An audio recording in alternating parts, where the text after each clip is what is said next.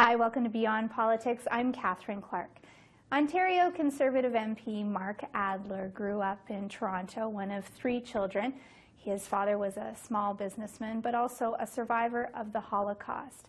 Mark maintained a strong interest in international affairs and went on to form the Economic Club of Canada before deciding to throw his hat into the federal ring in 2011.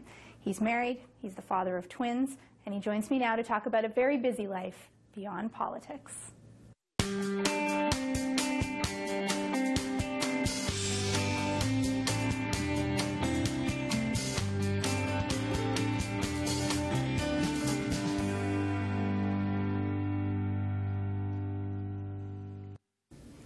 Mark Adler, welcome to Beyond Politics. It's great to have you here. Well, I'm glad to be here. And fantastic tie. Thank you very much. Excellent tie choice. I knew it was one of your favorites, so I wore it. Thank you. You know, I am a big fan of ties as statements. I think that or just as, personal accessories, and men really don't have that many options and choices the way that women do. That's true. And I think a good tie is not just a conversation piece, but an excellent reflection of your buying practices. Well done. Thank you very much. I really appreciate that. So tell me about this new life in Ottawa. How is it going? It is going. I am having the best time. Are you really? The life around. Well, let me begin by just stepping back a bit and preface my comments by telling you a little story. Sure. I was when I first got the nomination. It turned out to be about a year before the election. Right. And I started canvassing for the job, and I was going, door to door and that sort of thing. And we have 8-year-old twins, my wife and I. And my boy Ethan, who was about 6.5 at the time, said to ask my wife, "Mommy, what's canvassing?" And my wife said, "Well, Daddy is going to go door to door in the neighborhood, and he's going to go ask people to go pick him to work with the Prime Minister." So Ethan just looks up at me, and he says, "Don't worry, Daddy. I'm sure somebody will pick you." So that was the beginning of the introduction to my political career. For your children. And for my children. Yeah. And so we worked hard. We had a really good team. And were your kids a part of it? They were. They would come out, again, they were 6.5, 7 at the time. They would come out and go canvassing with me. They'd last probably about 15 minutes. Right. But they were so bold, and they would just go charging up to the doors, brochure in hand. Saying, "This is my daddy. You have to vote for him." That is excellent. That's the way it must be done. It is the way it must be done, and they did it the right way with no coaching, no anything. They just intuitively knew what to do. Right. And so they did a great job. But again, they didn't last. They didn't have a lot of stamina, but that's okay. But when I got elected, I really didn't know what to expect. We were so focused on May the 2nd. Right. And really not thinking past May the 2nd. If you remember the movie The Candidate with Robert Redford, remember he was running for the U.S. Senate in California, and he wasn't expected to win. And at the end of the movie, he wins. And so he looks across the room at his campaign advisor, and he says, "What do we do now?" And that was sort of how I felt, like, what do we do now that we've won? So coming up to Ottawa was a real other world for me. And it's been a 90-degree learning curve. It's starting to slope a bit now, but it's remarkable just how much information is available to you. It's kind of like drinking out of a fire hose, all of the information that's available. But it's exhilarating, it's exciting, I love every day. In fact, it's getting better every day. And when you talk about the Ottawa bubble, there really is an Ottawa bubble. It's quite remarkable. You're up here on Parliament Hill. You're really cut off from the world. Yes. But you're here to do a job and be part of a team. And what you do up here is just so different from what you do in the riding at the retail level. Is that a good thing? It is. It really is a good thing. Okay. It keeps you grounded for those people who would need it. I mean, I certainly don't. But for me, I love being in the riding, and I love being with people. And I make myself available as much as possible. I'm out at every single event I possibly can get to in the riding. When there isn't an event, we create an event. I go to everything that people joke around that, I'll go to the opening of a car door and make a speech. I've never heard that one. You haven't? Okay. But, I am everywhere. And I encourage people. We opened up our constituency office in the heart of the riding, where all those sort of buses come, and it's the sort of central point. And because I want to be available. I am hired by the people to help them. And I want to make sure that I'm accessible and available to them. And if they can't come to me, I'll go to them. And I do house calls. That's such a big commitment. I mean, you've really, really embraced this, and you're doing, you're going above and beyond the call, it sounds. Well, but you don't seem to think it is doing that. I don't think it is. The people hired me to do a job. Right. I went to them, and I interviewed for that job during the course of the campaign, and they chose me to do that job, to represent them, and to be there for them. There's a lot of people. We have a very ethnic riding, and there's quite a number of people who are new to Canada who settle in York Centre. And we find a lot of people will come to the constituency office. They can't speak English, they're new immigrants, whatever the reason is. They have an issue, and they're coming to me because the MP is the last resort. They've tried everything else, and they just don't know where to turn. So they'll come to me, and for something for what you and I would be a very simple thing to do, like make a phone call or write a letter or something, they just don't know what to do. So, we find out what the problem is, we make the phone call on their behalf, we get the issue resolved, and they're so happy. And yet, it's such a simple thing, and yet you've changed their life. And they're just so grateful. And so, we do a lot of hugging of constituents and a lot of, crying in the office and everything, because we're there to help. And I want the constituents who I represent to know that they can count on me, that I'm there for them. Tell me how this affects your ability to be with your family, or do you include your family in activities too? Like, do you bring your kids to events? Does your wife come to events? Are they good to go with that kind of thing? Well, I have to tell you, if there's one challenge about this job, it's family life. Yeah. But you've got to be really sort of set rigid standards on that. And it's very important to set aside family time, because in this job, I could wake up at 3 in the morning and go down to the coffee shop at the corner, and there'll be constituents there who I can say hello to, and hi, I'm Mark Adler, you're a member of Parliament, all of that. So you can be on literally 24 hours a day, 7 days a week in this job. So it's very important you set aside family time. We have a rule in our household that Friday night is family time. That's great. And it doesn't matter what invitations I receive, who wants me to go to a certain event or whatever. We just don't do it. Unless we can go as a family together, and we've done that, we do not separate on Friday night. I think that's really great, because you know what else that does? It gives your kids that sense that there's one night of the week that they can really look forward to. Absolutely, absolutely. Yeah. And because it comes Sunday night, and I'm tucking them into bed, and I say, listen, I'll see you again on Thursday evening. Right. It's like, oh, Daddy, do you have to go? Yeah. There's nothing that'll break your heart more. Absolutely. So it's very important to have that quality family time. Yeah. You sound like you may embrace life with a particularly contagious sense of optimism. Is that true? Do you kind of like charge forward and try to be optimistic? Yes, I do. And I mean, again, in my previous life in business, I had to be optimistic. Yeah. Sometimes it gets very tight when you're running a small business and you can't pay the bills. Well, worrying about it's not going to bring any more money in, so you've got to be optimistic and look forward to the future and work very hard. And I try to do that in my political life too, is just be very optimistic about the future. And it's that when Bill Clinton was running for president, he says, I still believe in a place called hope, and don't stop thinking about tomorrow. You really can't. You've got to be optimistic. People are looking to me in the riding for hope, for leadership, to be there for them when they need it. And I want to be as optimistic as I possibly can for them. Now, we can't always help everybody. We try really hard to do whatever we can, but sometimes you just can't.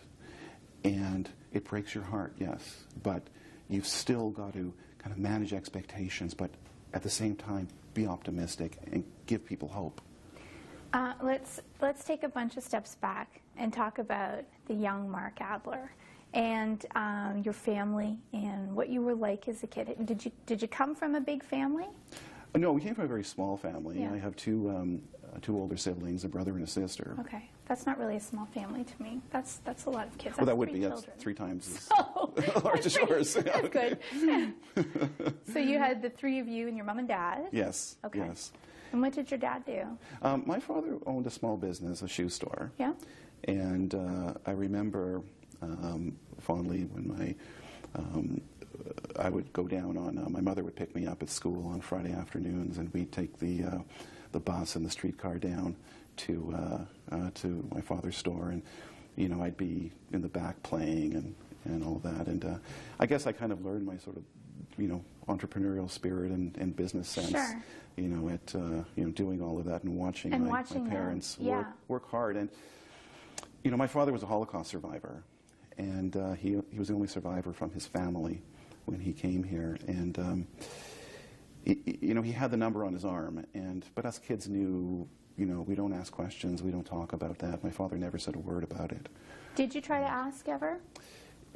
No. It's just, and it's pretty common among children of Holocaust survivors, is that you don't ask. When my father would go there and mention something, we'd all listen intently because we wanted to know, but we would never ask. We just had a sense that it was just too hurtful, and we didn't want to take our father back there, and so we just never asked. Did your mom? Do you think your mom knew? My mother knew more. I lost both my parents when I was quite young, but my mother knew more, and she would tell me stories, and it was quite remarkable what my father went through. I mean,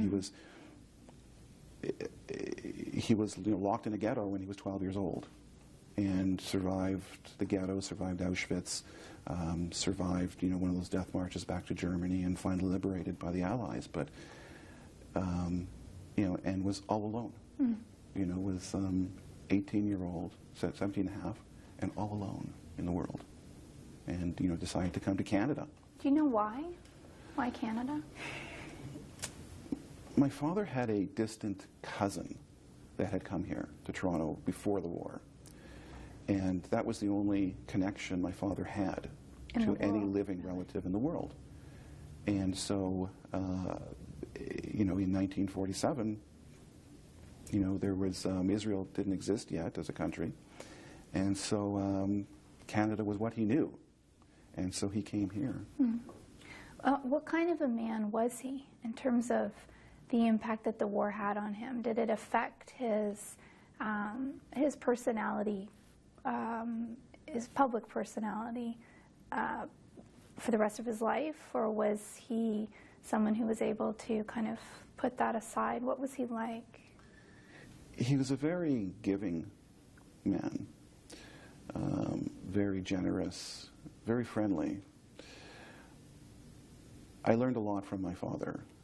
Although he wasn't we grew up in a traditional Jewish home. Not religious, I would say, but traditional. But my father was still a strong believer, even after what he went through, in God. And he always told me to, conduct myself as a mensch, as a proper human being with morals and values and ethics, and just always do the right thing.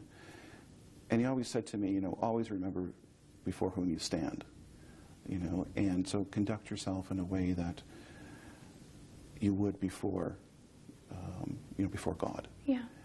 And that's always stayed with me. And but I know that he'd be very proud to see now, thinking that just 70 years ago, he was in Auschwitz, and 70. Well, let me tell you, 70 years to the day of his liberation, from a camp in Germany.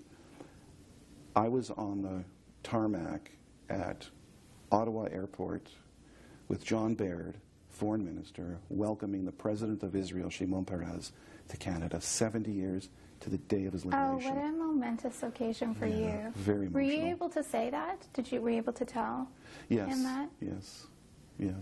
Wow. Yeah, I know. How remarkable. Really. Like what a great country we live in that you'd be able to I think that's true. And one of the things that I've always loved about our democratic system and our parliament is that, and doing this show, is that you get to talk to people who, these are people who've made the conscious decision to represent other Canadians. They may not have been born here. Yes. They may have come from conflict and strife. They may have come from poverty. But it is a pretty remarkable country that allows all those kinds of people to represent the country. Well, Catherine, one of my favorite things to do as a member of Parliament is to go to citizenship swearing in ceremonies. Aren't they wonderful? They are incredible. Yeah. You've got about anywhere from 80 to 100 people who've escaped persecution and racism, and they're coming to Canada for opportunity, for themselves, of course, but more importantly for their children. And they're here because Canada is a free and democratic country and abides by the rule of law. And it's so emotional when I go and I get to speak to the new Canadians and then meet with them all individually after. And many of them cry. They have tears in their eyes. They're so grateful to be here in Canada and part of now the Canadian family. Like, what a tapestry we're weaving in this country. Yeah, absolutely. It's just incredible, this country that we live in. Yeah.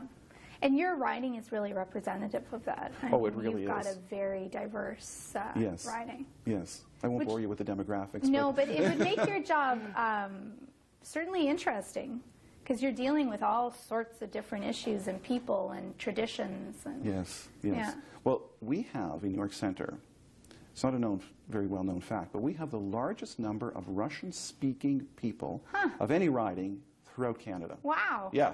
And these are not necessarily Russians. Yes. But these are people who came from the former countries of the Soviet Union. Right. Who settled in York Centre. Yeah. And we work very closely with that community. They're great people. So when you were a kid, did you think you'd end up doing this? No. Okay. What did you think you were going to do? Well, like every young Jewish boy, I thought I'd either be a doctor or a lawyer, right? Okay. And at what point did you diverge off of that path? Probably when I got into business. Yeah. And started the Economic Club. Right. Which sort of fed my political appetite, because we'd have a lot of politicians coming in, not just Canadian. No, you had some big name people. Oh, yeah. And continue. I mean, there's big name people. Absolutely, coming. absolutely. You've got John McCain. Well, I was sitting. Arnold Schwarzenegger. I mean, I was sitting in the office one day, and the phone rings, and it's Governor Schwarzenegger's chief of staff. I thought somebody was pulling a fast one on me. And they're saying, Governor Schwarzenegger is coming to Canada on a trade mission. He wants to do one big speech while he's in Canada. And we have heard that the Economic Club is the place to do it. Are you interested? Wow. And you said, no. Yeah. Well, I think we've got a book launch that day. So, of course, so we cleared the decks, whatever we had. I don't know if you can remember what we had. And that event, I guess it was in 2007 now, sold out in about 10 minutes. We had about 1,800 people, and I heard people were reselling tickets so they could, make some money on them and that sort of thing. And then, and then we had, of course, John McCain during the U.S. Actually, I was at that speech. Oh, were you? Okay. Here, it was here. Yeah, it was here in Ottawa. Yes. I remember because, that was an interesting speech, and it was during an election. It was the first time ever that a presidential candidate made a speech in Canada. That's really neat. It was the first. So what are some of the craziest stories that came out of that? Because you will have met a lot of interesting people. Yes. And right before a speech can sometimes be a high-pressure time for a lot of people who are about to deliver that speech. Yes. Yeah. Well, there's a lot of interesting stories. Some of them you are not allowed to. Some of them I wouldn't. Contractually. But one I can tell you, and Yeah. one that a lot of people get a kick out of, is when we hosted Bill Clinton Yes. for his speech. And Bill Clinton likes two things. Bill Clinton likes a lot of things. Well, but we're not going to go there, We won't go- Catherine. The two things we can say. The two things we can say Yeah. on family television. Yes. One is he likes Diet Coke. Okay. So what we had to do was about every 10 meters or so, we'd have to set up a little, because we had to walk quite a distance from sort of the security area into the big hall where we were in Toronto. Yes.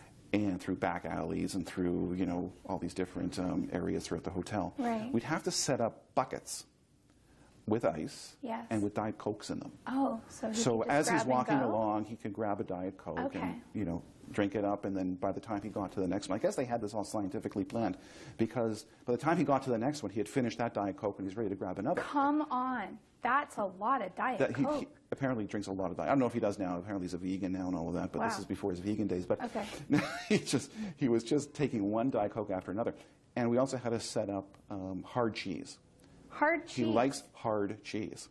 And so we'd have to set up along Now the way. we know why he's a vegan, if that's his diet. Yeah. Hard cheese and Yeah. Diet Coke. Yeah. So But you had to set that up in little... We had to set it up along the way in little stations, and he'd grab hard cheese as we went along. I have the same thing in my contract, too. Oh, do you? Yeah. Okay, so No, I'm kidding. when you come and speak at Economical Savvy, I'll set You're up all the hard ready? cheese. We're ready to go for you. So are they mostly nice people that you were working with then? I mean, were they? Yeah. Yeah. I got, with President Clinton, for example, I got to spend, he came early, and his is a reputation of always coming late to everything. Right. And he came early to the event. Yeah. And so I got to sit with him for about 45 minutes, just one-on-one with the guy.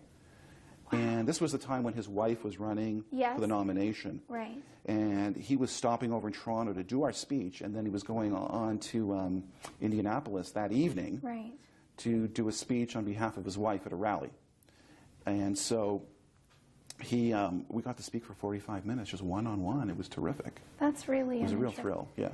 So why did you decide to start that business? Was it just that you saw a need, or was it a pure fluke, or what was the reason behind starting that kind of a business at that time in Canada? I love public policy, and I love business. And I was thinking one day, okay, how do I put these two things together? Right. Came up with this idea of just setting up a platform where top policymakers, world leaders, politicians could come and make important speeches. Now, I just didn't want to set up another platform. There's lots of platforms out there where people can give speeches. There's no shortage of those. What I wanted to do was to create a platform whereby top policymakers could come on very short notice. Because, cabinet ministers don't say, okay, I'm going to make a policy announcement 3 months from now. Okay, I see. They say, I want to do it tomorrow. I want to do it 2 days from now. Right. And to have that kind of mechanism whereby, we could turn out the right people and put that speaker in front of the people he needs to be in front of, or she needs to be in front of, within 24 hours. And we got there, and that's what we do. And that's what differentiates the Economic Club of Canada from all other organizations, that we can put you in front of the right audience, the media, everyone, and we dress it all up. Yeah. And that's why the top policymakers come to the Economic Club of Canada, because they know that we can deliver them the right people. It sounds like a pretty neat career. It sounds like something that's pretty interesting and will keep you busy. Yeah. So what were you thinking to run for politics? I mean, really, what happened that made you think, I'm going to leave this and do a complete transition to a completely different field? Yeah. Well, takes you away from home. Yeah, but it really, I'd always been interested in politics. Yeah. Never really, for a long time, didn't entertain, running and being in elected politics. At the Economic Club, I felt my appetite for politics was being fed. Yeah. We'd have liberals come in, we'd have conservatives come in, and we always were nonpartisan, and nobody ever knew what I was. Right. They didn't know I was a conservative, they thought I was a liberal, they thought I was whatever. But when I didn't like the job that my MP was doing, And I lived in New York Center my entire life. I'd never seen the fellow around. Nobody else had ever seen him, didn't live in the riding. And I thought, well, you know what? I kind of have the political itch right now. So now's really the time to scratch it. Sure. Rather than complain about it, of not seeing my MP, not thinking he's doing a good job, why don't I just run? Right. And put my money where my mouth is. How did your wife respond to that? She's very supportive of me. So when I wanted to do the economic club, extremely supportive. In this business, she's 100% behind me. That's great. Again, because we've achieved that sort of, balance between family life and professional life. And, I wouldn't be able to do this without Allison's help. And so she's been very supportive, and I'm very grateful to her for that. I wanted to ask you also about an interest that you seem to have, just from reading biographical information about you, in terms of international affairs.